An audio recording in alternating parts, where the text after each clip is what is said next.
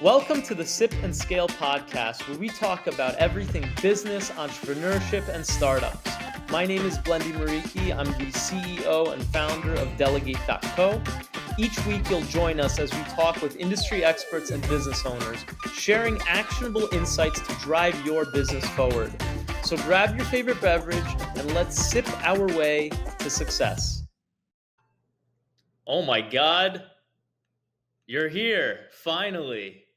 On this episode of the Sip and Scale podcast, I finally have the great Michael O'Connell, co-founder of the great Happy Guest. We love Happy Guest here at Delegate. We have had a solid partnership for the last few months. We kind of finally went official. And now I have you here on the podcast to talk about yourself and talk about Happy Guest and scaling it. So welcome to the show, Michael O'Connell. Yeah, thanks for having me, Blendy. I feel like we've tried to schedule this numerous times, and then you're either halfway around the globe or I'm doing something. So it is great to be on, and I loved that introduction there. Love the energy. That little Seinfeld-esque. That was probably one of the most energetic intros I've done to date, just because I'm genuinely excited to have this conversation. Okay, so for all of those that are listening / watching, who are you? What is your background? How'd you get into this funny business that is short-term rentals? Yeah, so I've been in the short-term rental space, so short-term rental adjacent, I'd say. I worked at a company called Turno prior to Happy Guest, which was a cleaner marketplace and then a scheduling tool for your operations team. And we really worked with a wide range of host and property management companies. So I think I was exposed, to the day-to-day of the everyday owner-operator that's got one listing, or maybe they're renting out an ADU, all the way up to operators with thousands of listings, right? So I've kind of, early on was able to see kind of what's going on both ends of the spectrum, if that makes sense. Also with my business partner here at Happy Guest, Kanan and I operate, short-term rental building in Fort Lauderdale, Florida, which has been fun, challenging, right? So we're doing it too, just like you, Blendy. There's not a lot of people on the tech side. I think that also moonlight as property managers, owner operators. So it's a great asset to have, just dealing with, things that come up every day. And I have stories for days about that. And I'm sure you do too. Yeah. So you being exposed, like at a company like Turno, like you said, you're touching every corner of the industry, from the small players to the big players. What gaps did you see specifically in guest experience that led you to say, you know what, we could build something really great here for not just small operators, but large operators? Using that as a segue, how we got into what is now Happy Guest. Yeah, so originally kind of how Happy Guest, the inception of Happy Guest, there have been guest experience apps, whether they're native or web-based like ours, that have existed. But a lot of the market shifted towards enterprise, right? A lot of the great solutions that are out there were really enterprise focused. A lot of them are kind of custom built, for those operators. And there really was nothing, an interactive kind of guest check-in portal that was affordable for someone that has 1 unit, 2 units, even 10 units, right? So the idea behind Happy Guest was to offer, the same features and benefits that a, large enterprise operator has in their system to anyone. So yeah, that's kind of the inception. And then kind of over time, what we've seen is our product fits into the bill of operators of any size. Yeah. Right. So we have people that have one listing, and then we have people that have hundreds of listings on the platform now today. Yeah. I've been using Happy Guest myself on my portfolio for a few months now. And one thing that I really love, you do not get any complaints about user interface. You guys really doubled down on the experience that guests have interacting with the app. It's not something they have to download. It's web-based. they click a link, and boom, like they've got everything they need to have a fantastic stay. But you go a step further and you allow hosts to use the app to make more money, which I think every host appreciates. Talk to me about that, like the benefits that people are seeing from using Happy Guest, not just from a guest experience standpoint, but also from like monetizing the application. Yeah, so we take guest experience from a UI perspective very, very seriously. If I give a guest an app that's buggy, it's going to just ruin their experience. And we pride ourselves on having the fastest reactive platform on the market. And a little secret on how we do that, whenever we're rolling anything out, we start in UAT. And then from there, the kind of secret sauce that we have is we have that property in Florida with the 8 units, right? Yeah. So my current guests that are going through that property right now are on a totally different, brand new system than what you guys are getting. So I'm testing this on my own guests first and kind of being the sacrificial lamb. So if something's not working, I'd rather it happen to my own guests and, my review score goes down than you guys as operators. But we've been pretty good with that. I mean, we get very good reviews at the property on all the different channels that we're operating on. So that's kind of the advantage that I'd say we have. Like a lot of, but they might have, these places to test it out. But, a lot of the times a tech company's going to just push something out after just going from UAT, testing it themselves. Maybe they'll have some beta customers try it out. But, we're running through tons of guests before we deploy anything.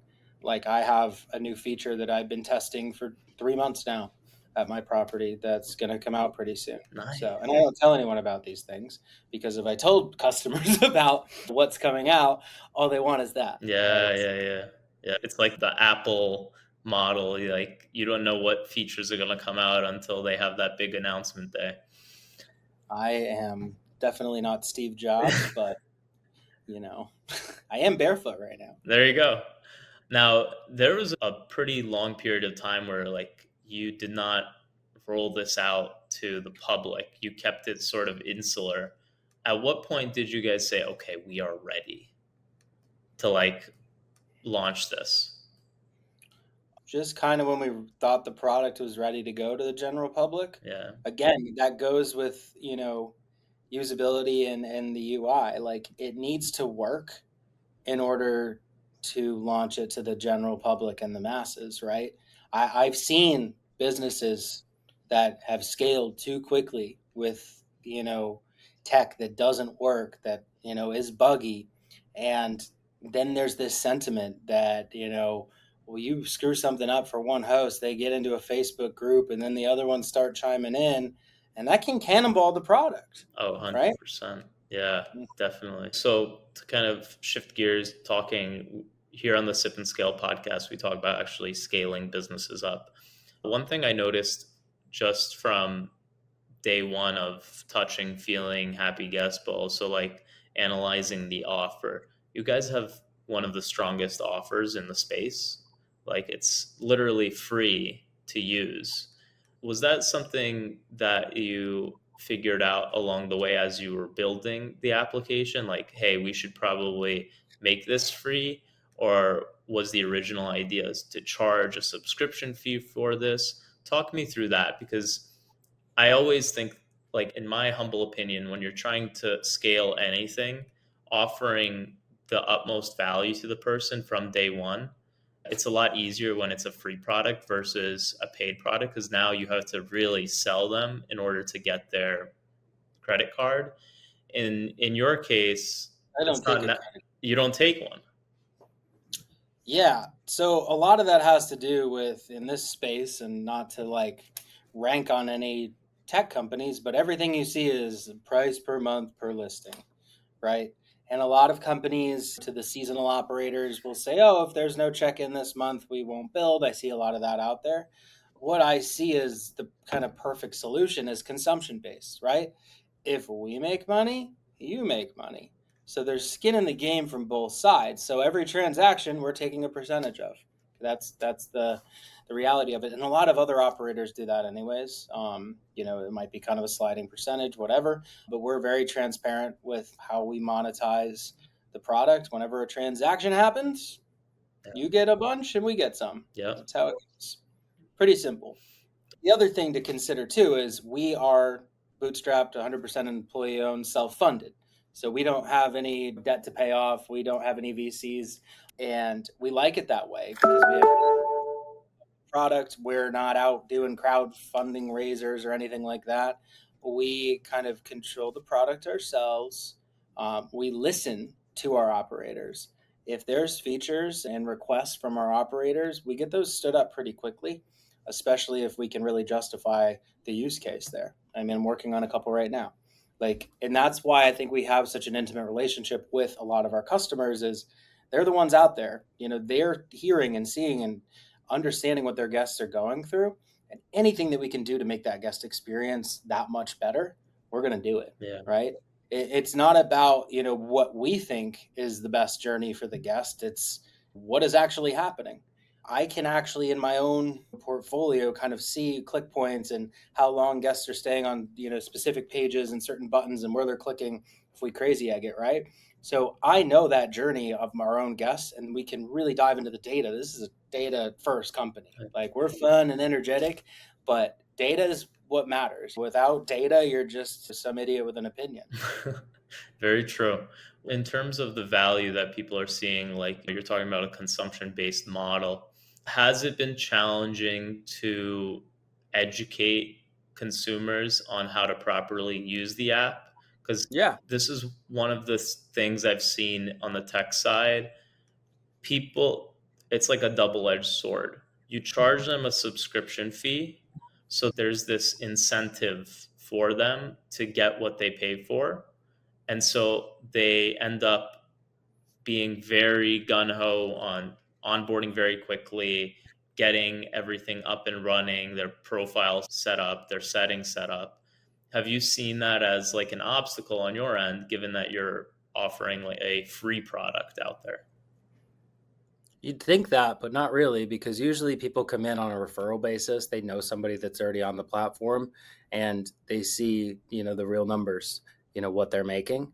And most people are bull rushing me to get onboarded. We have a really, really hands-on onboarding process that includes us actually building out your listings for you. Because if I gave you a blank slate, odds are you're probably not going to do anything really quickly, but you're going to show up to your second call and all of your listings, whether you have 1 or 200, are going to be built out.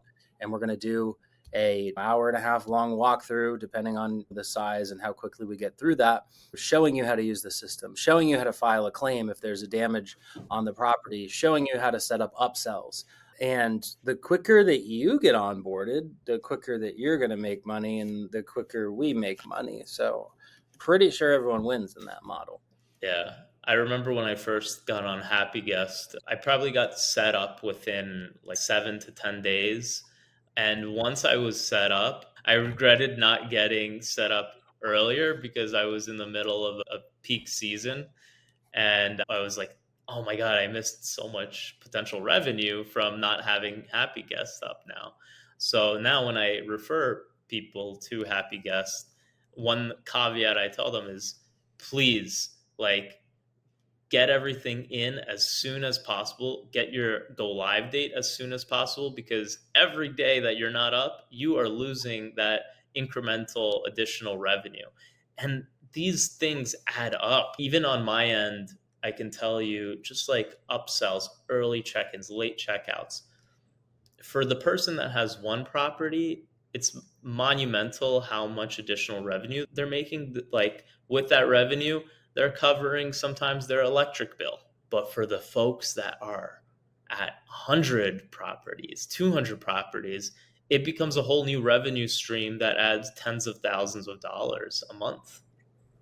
Yeah, absolutely. I think the sweet spot is the co-host, the property manager that's got, a couple properties up to 20. But in your balance sheet, you're making a percentage, and a very small percentage compared to the person that owns that property, right? So let's take an example. Let's say that you make 20% as your co-hosting or property management fee. When you start tacking on early check-in, late checkout, maybe you can sell damage waivers, right? That becomes your revenue. And typically, in most cases, depending on your contract with the homeowners, 100% of that is your revenue. So you're basically getting this free opportunity. A guest is coming to the place to sell them an upsell. We get people that really do well with concierge services, tours. Now you can see there's a market for it. I don't think Airbnb spends $250 million standing up a services marketplace if there isn't data and research on this being a viable path forward, right? McKinsey typically doesn't make mistakes that grave to the tune of $250 million of investment to stand that up. Now, people might be up in arms thinking, this isn't a thing that's going to work. But whether or not they pull it off, I think that the market needs these on-demand services that are in-home, whether they're at a property or whether you live in a city and, you want to book a massage or a private chef, that's going to be available to you. Yeah. I also think that it takes the work off the host's plate in terms of just the sales process. I'll give you an example. Like before Happy Guest, we would have our VAs reach out to guests and try to like manually sell them on certain things, whether that's early check-ins, late checkouts. We do chefs, like for certain properties, we'll provide chef services, grocery delivery. All of these things, they take a certain level of time to sell. Mm-hmm. And when you incorporate technology in and have a seamless flow where as soon as they check in, they see all of these additional services, it makes it easier to organize and it makes it easier to sell. Yeah, to a degree. Like I actually and I'm the tech company here, right? So originally in the first model we pushed out, upsells lived behind the check-in. And what we were realizing is, people should be teased the upsells the second they book, right? So when they're now signing the rental agreement, once they've signed their rental agreement, that's when upsells get teased at them. So it'll pop up in their face and you can carousel them and kind of pick your top ones that you want to offer in there. Beyond that, it's really hard because if you really want to commit to upsells, what you need to do is actually act like a concierge, right? So Happy Guest is going to free up a heck of a lot of time. Let's kind of work this back. You're not emailing out rental agreements. You're no longer kind of chasing down guests for any sort of documentation that you need pre-stay. So what you can do is take that time that you're saving and actually call up these guests, because I see this a lot where, let's say dad books a stay in New York City. They're coming and booking one of Blendy's places, right? Dad books, tells mom, hey, we're going to New York City in 2 months. Yeah. What's mom going to do? Mom's going to now go looking for experiences, things to do. They're going to buy theater tickets. They're going to book their, Manhattan tour. They're going to do everything, and you're left out. Now, let's run it back the other scenario. That booking comes in. You immediately call dad and say, hey, you coming to New York City? You celebrating anything special? I'm your host. Oh, you want a tour? We actually have a partnership with an operator in Central Park. If you look here on this on this web app that you're being sent, you can actually book it right through there. Now, all of a sudden, twofold, right? They're probably going to stick with that reservation. If you get an upsell in the books and they still have a cancellation windows, odds are they're going to stay with that cancellation, that booking. If you have flexible cancellation on or any sort of cancellation period, there's a chance that they're booking 3 or 4 other properties, right? So it's your job within that, time period up until that free cancellation date, whatever you have it set at, to freaking win that booking, because you don't have it booked until that thing's past your free cancellation date. So using upsells, and you don't even need to use upsells. Like I like making money, but if a reservation gets won by saying, hey, I actually have a discount code for, a horse ride through Central Park. Here's the link. I don't make anything. They get 10% off. They're going to stay with you. Yeah. So these little things that can save. And I mean, no, Blendy, you have some pretty high ticket properties. Like if one phone call and sending a guy a 10% off, code to get a walking tour through Central Park is going to win a booking, that's worth it. Yeah. No, that's what I don't call them VAs. I call them my guest, services team, which Blendy does provide. VAs don't have to sit and type In fact, I don't prefer that. They're actually making calls. They're talking to the guests. They like doing that. And guess what? The conversion is unbelievable when that happens. Yeah. I also think that there's also the direct upsells, but there's also a lot of room for affiliates. The one thing that I'm trying to work into Happy Guests right now is doing an affiliate model for transportation to and from the airport. Yeah. That is like, you have such a captive audience when once a reservation comes, people don't think about booking their travel to and from the rental.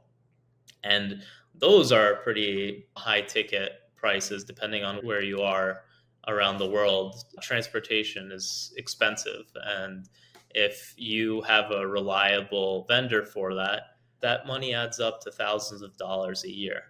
Yeah. I mean, if you're an operator in London and you're not incorporating airport transfers from Heathrow, you're leaving so much money on the table. Oh, Because us dumb Americans don't know that you can get on the Heathrow Express and take that thing right down to Paddington for $15 or pounds, whatever that is, right? We don't know that. I learned the hard way.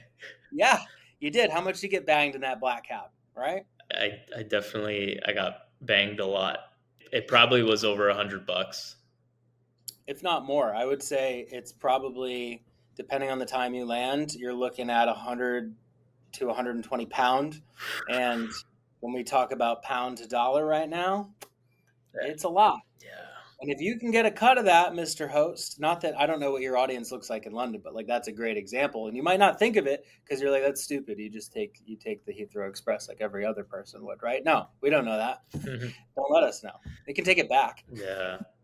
Just seeing from other customers, what are some like case studies that you're very much proud of with hosts pre Happy Guest to post Happy Guest? Some case studies. Yeah. You know, Like people that they started out with Happy Guest and they're just extremely happy. I can speak personally about my experience so far. Like I've made thousands of dollars in additional revenue each month from using Happy Guest. I would say this one's pretty cool because he just kind of came on board today. There's an operator who works with his mother down in Florida, and we had gotten them on a demo, and he came on and literally said on this demo probably 6 months ago, "What's the catch? This has to be a scam. I don't get it. I make money, you guys get a cut. Yeah, cool, but like, there's got to be something that I'm missing."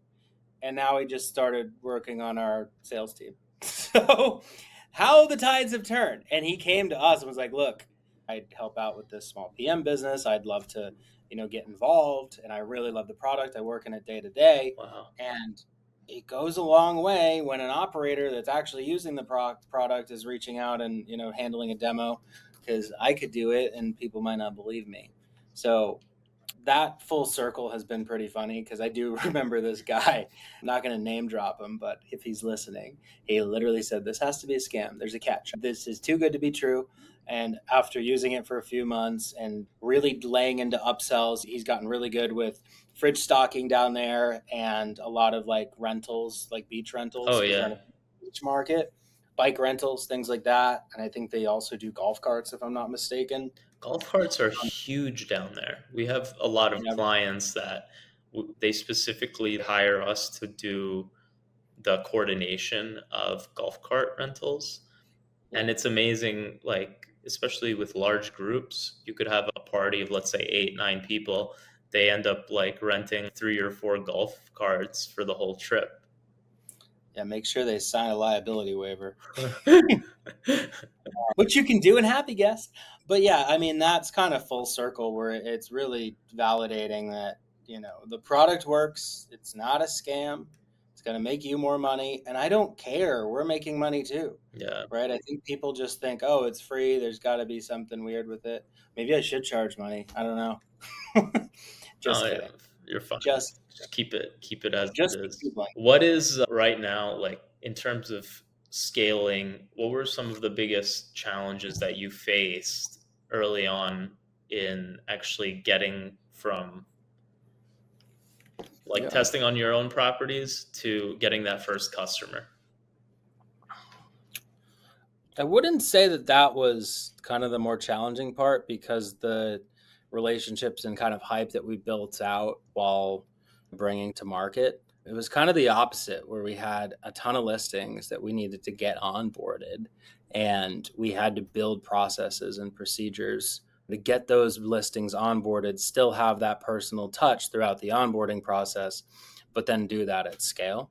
So, in that, since we were there, right, to now, we've implemented a lot of changes in the onboarding process, and I think we have it really nailed down now. We brought on Tim Parker, who's our director of customer success.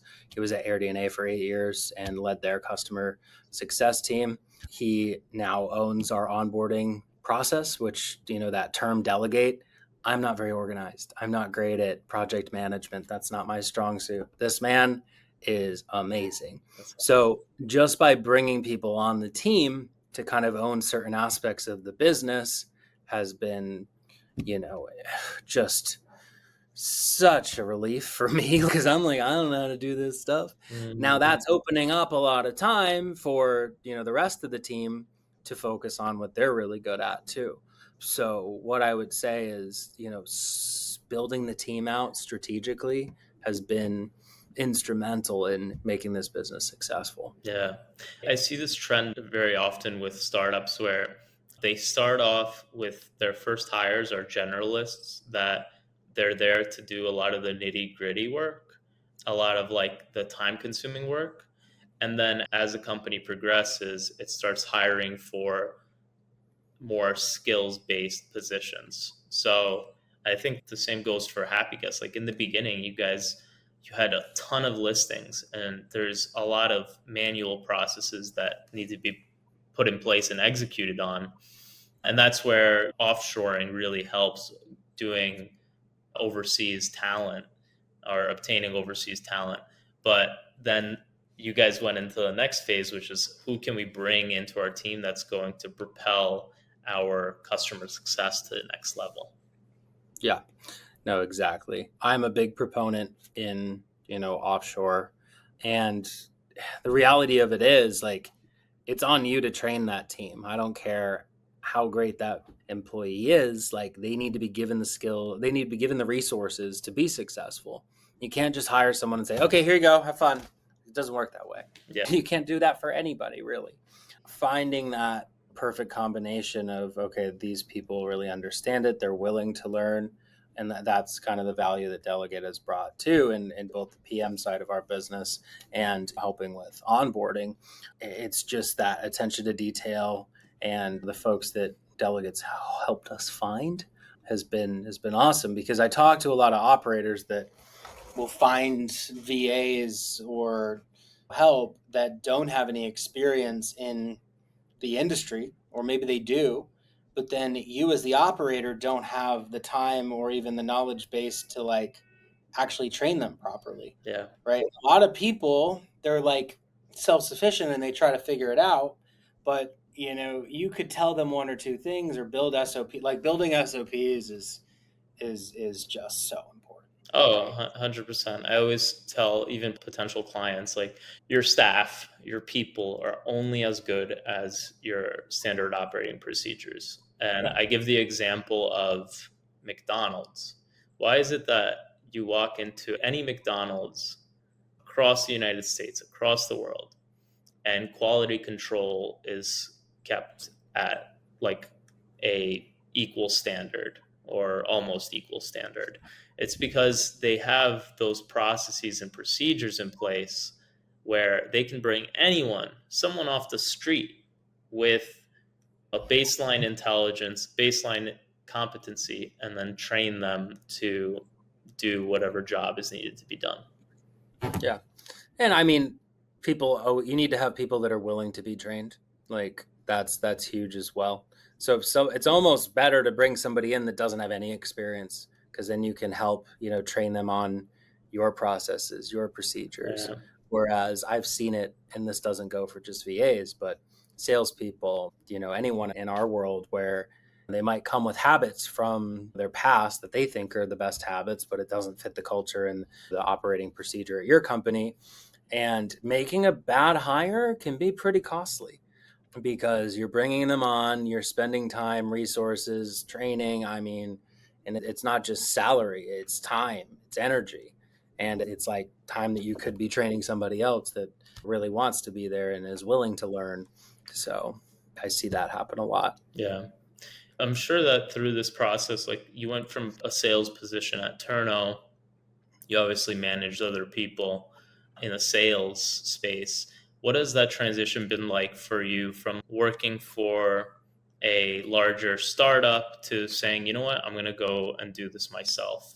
Do you have any advice for someone that is trying to start their own company and they don't know where to start? Yeah, it's a pretty loaded question.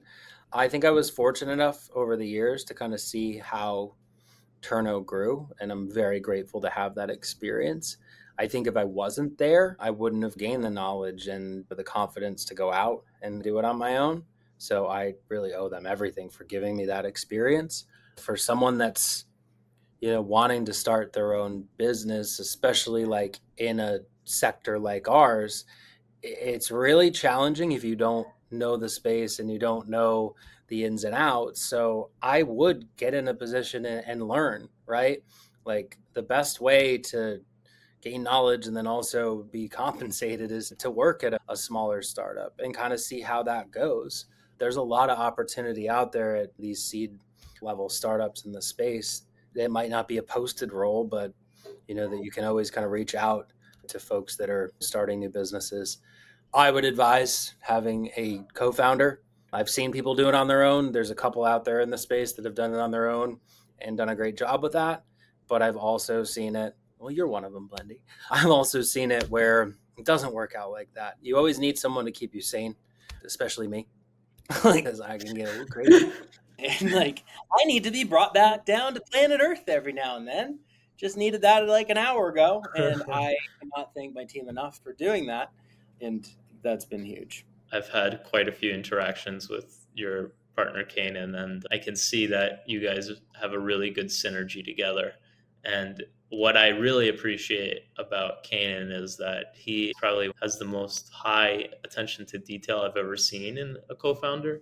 Like he is literally obsessed with the UI and the experience that hosts and guests have with Happy Guests. So I think that's one reason why it's such a good product today.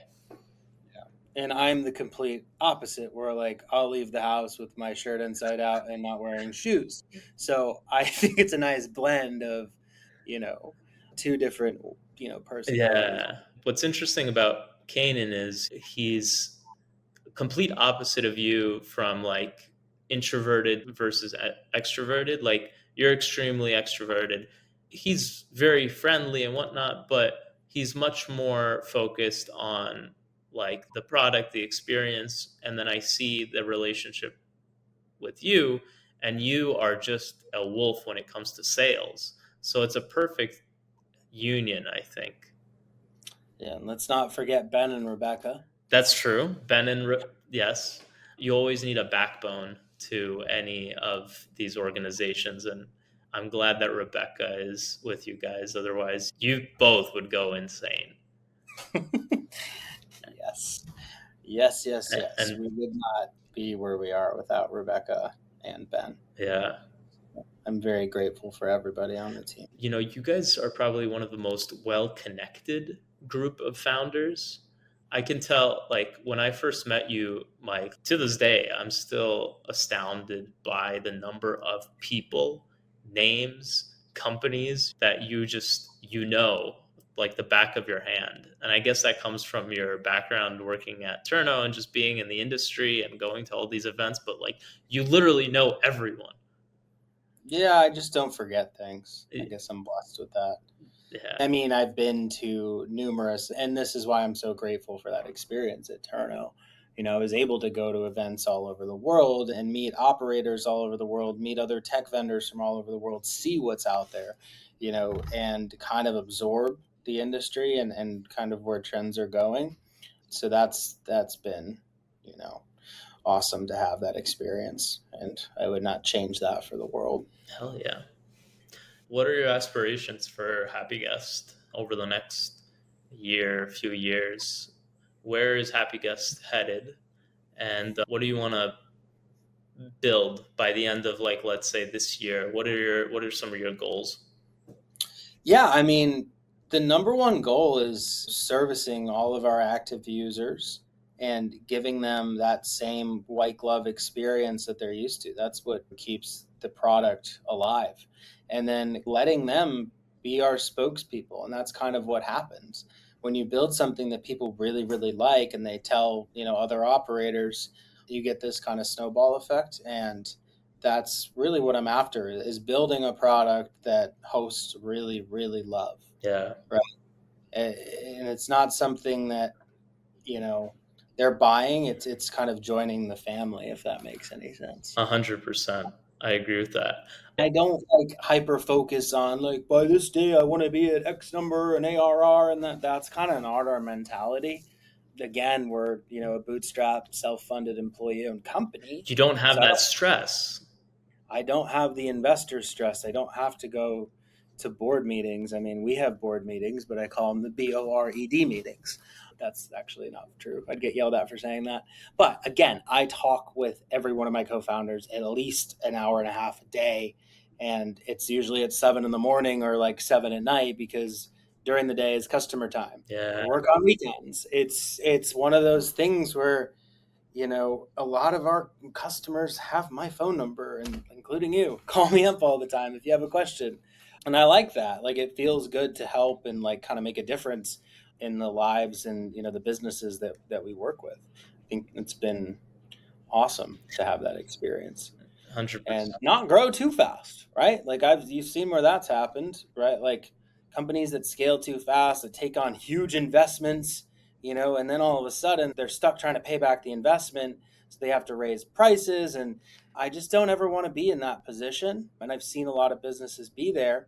And I don't think it's good to have that relationship with a customer when, the entirety of it is, okay, how do we make as much money possible from that customer? No, Yeah. We're offering a product to a customer and we want you to have value and we want it to be, a fair trade. We obviously need to make money and we want you to make money. I love it. Very reciprocal relationship. Let's turn to marketing. Yeah. We are in a very, let me phrase this correctly so I don't say anything bad about the older generation. Our industry is somewhat on the older side, which isn't a bad thing. But one thing I really love about the product is it's energetic. There's a lot of energy behind Happy Guest. It's exciting. And that's not only found in the product, but also in the marketing. Talk to me about your process in coming up with marketing campaigns, because you're not just focusing solely on the referral system. You also do have marketing campaigns that you're sending out, initiatives, collaborations with other people. Tell me about how important that is in the growth of your startup. Yeah, I would say it's important. You need to kind of have a good diversity in how you're acquiring new customers. So, there's marketing, there's affiliate, the referrals. We do invest a lot of time in, building out our marketing strategies. A little different, unconventional is what I would say. And it kind of works. One thing to mention too, and I don't think I told you this, but we had a guest stay at one of your properties in New York City who is a school teacher, retired school teacher from Ohio. And he booked a demo because he loved the check-in process because he rents to Airbnb. Yeah. That's and sick. I was like, I'll tell Blendy when he closes. And he did. No, and that's happened a ton of times. So when guests are going through this and then trying to figure out how do I use that at my properties? Because the funny thing is, a lot of Airbnb hosts, guess what they do when they travel? They stay at other Airbnbs. Yeah. And then they stumble across this and they're like, oh my God, I don't have to message. I don't have to do anything. All my rental agreement was in here. I don't have to Dropbox it. And a lot of municipalities require rental agreements. A lot of HOAs that you're in, a lot of buildings require all these pre-arrival forms. And it's a pain in the butt doing that in the messenger or doing it with email or even by text, our flow is going to let you automate all of that, and it's free. So I don't really see why no one would not use it. Yeah, literally, there's no reason not to. I'm going to have to pay you the referral fee on that one, I guess. Thanks for letting me know. That's one way. And I didn't even know about it, right? So that's great. One, kind of to round out the conversation. So you're organizing this really cool event. It's like, think Master of the Minds meets short-term rental industry. By the time this podcast is out, it'll already pass, but tell me a little bit about Revenue Rehab, because I think it's phenomenal and I haven't seen anything like this before. Yeah, so I hope it's not a bust, because the genesis of Revenue Rehab is Ben and Rebecca both have extensive revenue management backgrounds. Ben prices 13,000 short-term rental listings at his company Revenue Research. So Ben and I kind of were talking because as this year kind of kicked off, there's been a lot of buzz about revenue management, and inbound at these revenue management consultancy firms has been through the roof because people aren't able to get away with what they were doing the past few years. It is not that kind of post-lockdown pandemic boom that we used to see. So it's really hard to rely on historical data. Now, a lot of hosts are using dynamic pricing tools, which is great. We have the 3 CEOs from all the dynamic pricing tools. How did you get them all in one room? Just asked. That hard. That's awesome. And I'm so grateful that they're coming. I think it's going to be really informative because they're all great products. Like, all 3 of those are amazing products, and they have different use cases for different operators. And I think having a place where they can actually talk about the differences and the value propositions that each one has is going to be super helpful. So,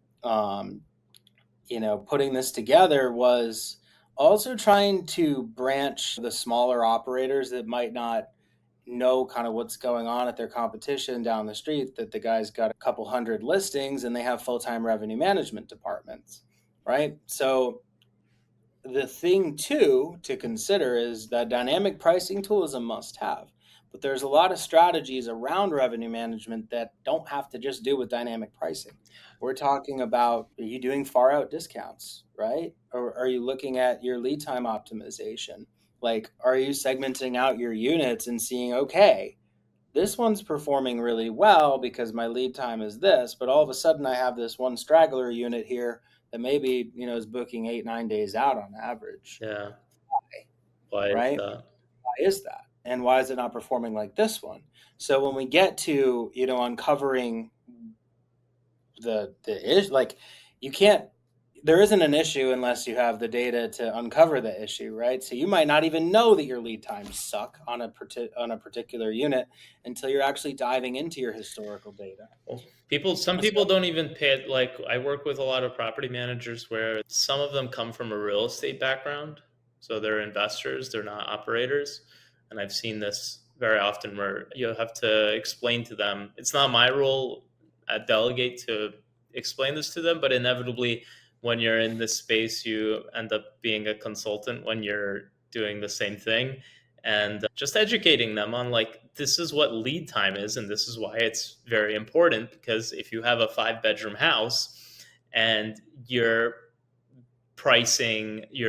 reducing your prices a week out, you're going to go down, 30, 40, 50% versus having the strategy of analyzing what the average lead time is and seeing, okay, my average lead time is actually 60 days out. So I need to be aware of that and I need to price accordingly. Otherwise, I'm going to miss that window. Yeah, you need to get your windows locked down.